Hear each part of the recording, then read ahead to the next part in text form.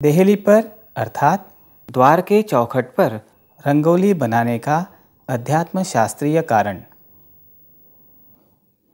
पेड़ के तने में ब्रह्मांड में कार्य करने वाली सात्विक तरंगें खींचने की क्षमता अधिक मात्रा में होती है।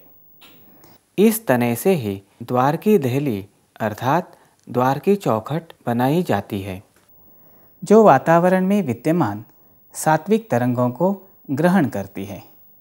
उसी प्रकार यह देहली भूमि से निरंतर बहने वाली सत्व रज तमात्मक तरंगों में से सत्व तरंगों को ग्रहण कर उन्हें संजोए रखती है।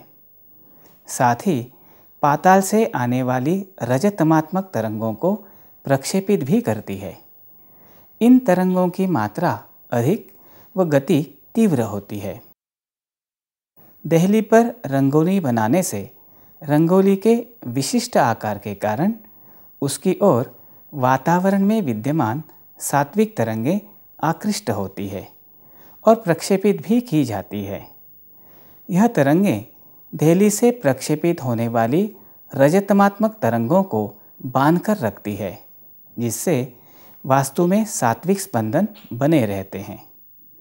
रंगोली के कारण इन रजतमात्मक तरंगों का घर में रहने वाले व्यक्तियों को कष्ट नहीं होता।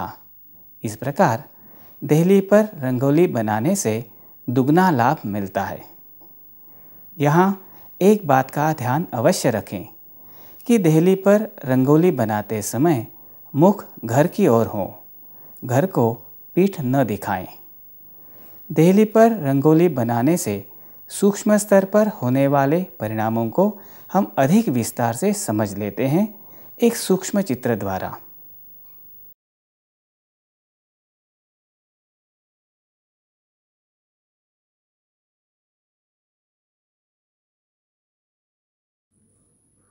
देहली पर बनाई रंगोली में शक्ति कार्यरत होकर वह वलय के रूप में घूमती रहती है। साथ ही इस रंगोली में देहली से 3 फुट की दूरी तक चैतन्य के वलय निर्माण होते हैं और उनसे वातावरण में चैतन्य प्रक्षेपित होता है। चैतन्य के वलयों से द्वार की चौखट में चैतन्य की तरंगें कार्यरत रूप में घूमती रहती है। इससे द्वार के चारों ओर सुरक्षा कवच निर्माण होता है। देहली द्वारा शक्ति की तरंगों से पाताल की ओर शक्ति के प्रवाहों का प्रक्षेपण होता है। अनिष्ट शक्तियाँ द्वार से अंदर प्रवेश करने का प्रयास करती है, परंतु रंगोली से प्रक्षेपित शक्ति के प्रवाह द्वारा उन्हें दूर धकेला जाता है। वातावरण में दीर्घकाल तक शक्ति के कणों का अस्तित्व बना रहता है।